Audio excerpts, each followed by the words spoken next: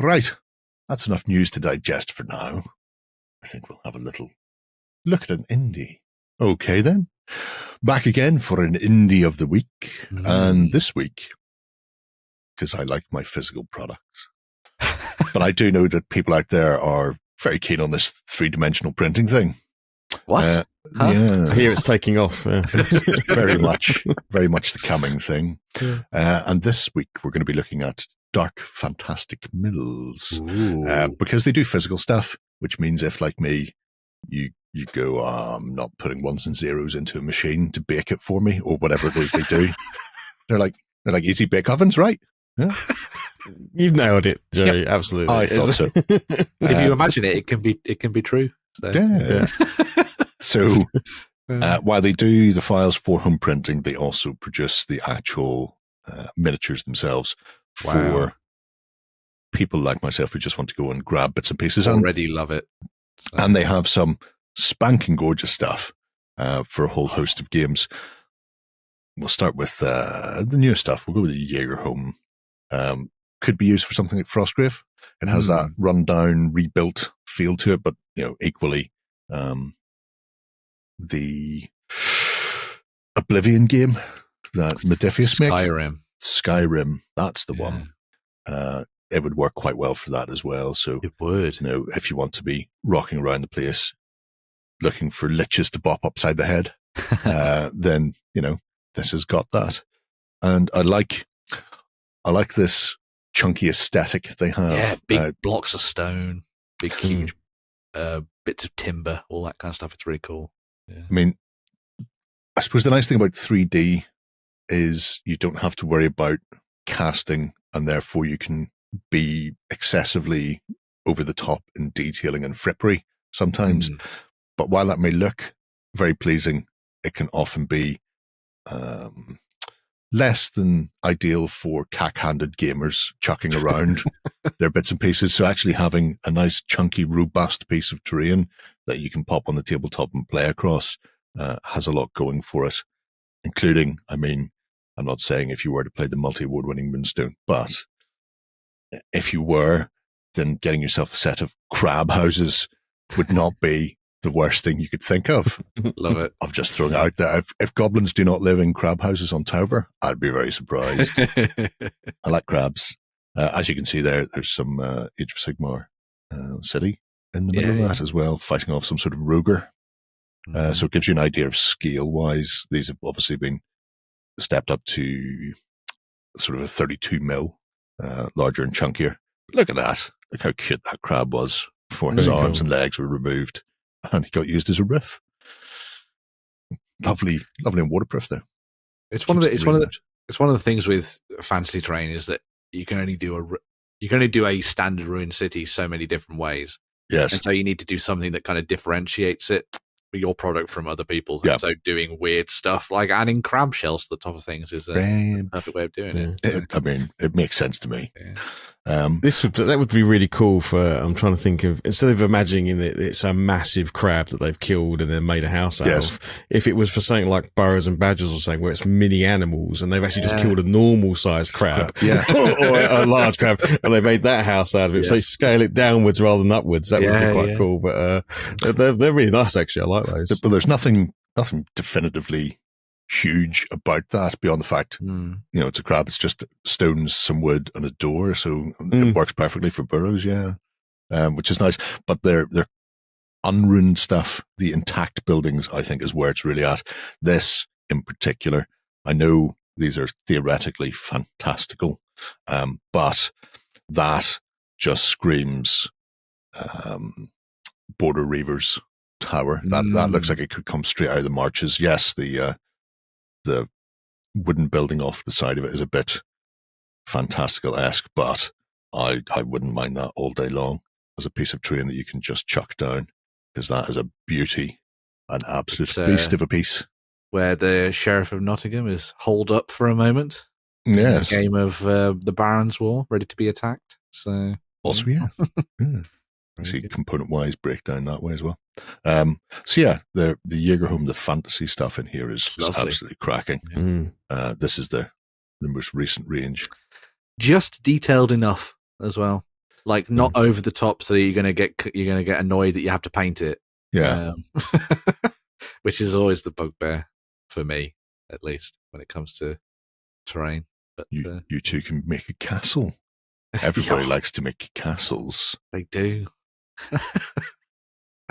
Where else are you going to defend yourself from?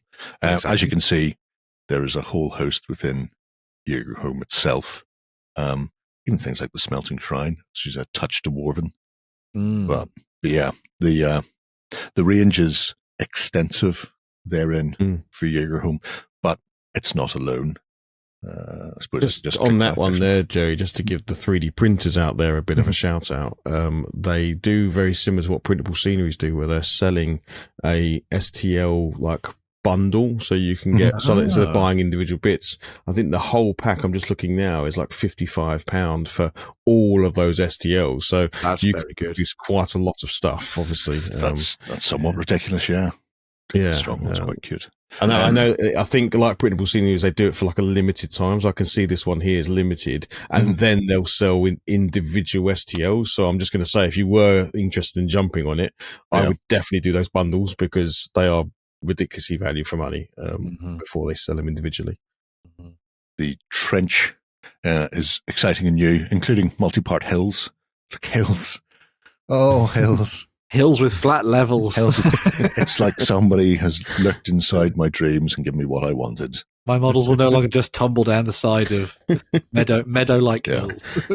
But this is going to be the start of their trench section. Obviously, very heavily industrialized, perfect for something like the lunar surface of Mars filled with cosmonauts and people from Roscommon.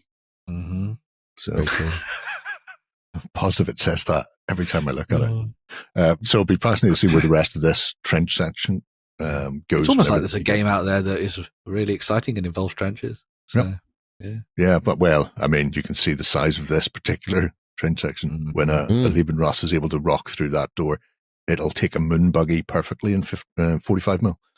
Yeah. Just got to make sure they rotate the turret before they go in. Otherwise, it'd be like a dog trying to go through a door with us. See their earthwork hill Very sectionalized as well. You two can fill in your trench with dirt in case you need to. I actually really like these, and that's just because I'm a nerd. I just like big concrete caltrops to stop your tanks easily ingressing. Extra cover as well, which is always helpful. So yes, well, I mean, any game needs a bit of scatter, and at least these look like they should be on a battlefield for a reason, rather than just stacks of crates every 5 feet.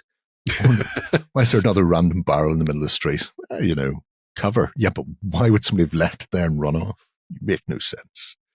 Can we open the Sorcerer's Tower, please, Jerry? I mean, and then Nicosia as well, but like the Sorcerer's Tower. Sure. So cool. I'm going to get hit if I don't, aren't I? Not just because I'm playing Conan-based stuff, and that looks like somewhere where Thulsa Doom would live.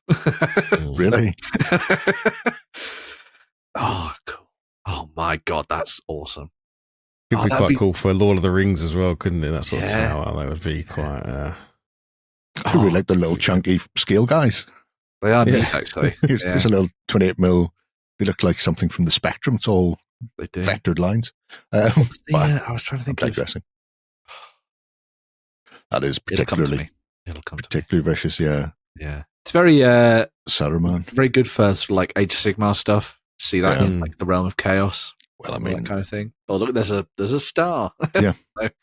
It makes a lot of sense. That's the sort of the biggest fantasy community out there, let's face it. Idols of Torment as well. Be a good shout for that. I've not thought of Idols of Torment in a a big axe in it. Because it's like a desolate, destroyed hellscape, isn't it? Yeah. So that could be the remnants of some demonic, giant that has been felled by an angel at some point. Quite like the fact that you could flip out your full tower for Rune Tower. That's really nice. It looks like they've been quite smart with the design as well, because it looks to me like a lot of the models, the base section is the same, and then it's a different top to make it into a different building or tower or whatever. So you could in fact have probably less bottoms versus tops, and therefore make real economy of scale with the terrain that you've got. So. Print your base with the step, top, and bridge, and then maybe do a ruined one and then print a full. Exactly, yeah. Piece, and you're not losing way more than you need or needing to buy more than you need because you can just change the tops every time and make a different looking table by just changing the toppers. Yeah, that's quite cool. Yeah, you two can have a ritual brazier, both upright and toppled, which are always handy. And he is cute. Can we buy him? You probably can. I just really want an army of them now. I don't know why. You want an 8-bit army is what you're after. Oh, 8-bit army would be amazing. I hear there's a Minecraft movie coming out. There is, yeah. I don't think it's meant to be very good, but that caught me unawares. Seen it advertised the other day. It's got Jack Black in it and everything. Yeah. This is quite funky because there's an awful lot of people, clubs and the like, doing little tournaments and leagues and stuff, and trying to source actual trophies. The amount of times where it's just like a standard, generic, odd shape of glass with a football one or a tennis engraving. Yeah. You pull the sticker off, and it was last year's hot dog eating competition or something. Yeah. So these I quite like because obviously, Blood Bowl Cup in there is particularly good. The Vampire Skull Goblet, yeah. That's the Bloodweiser Cup, if memory serves.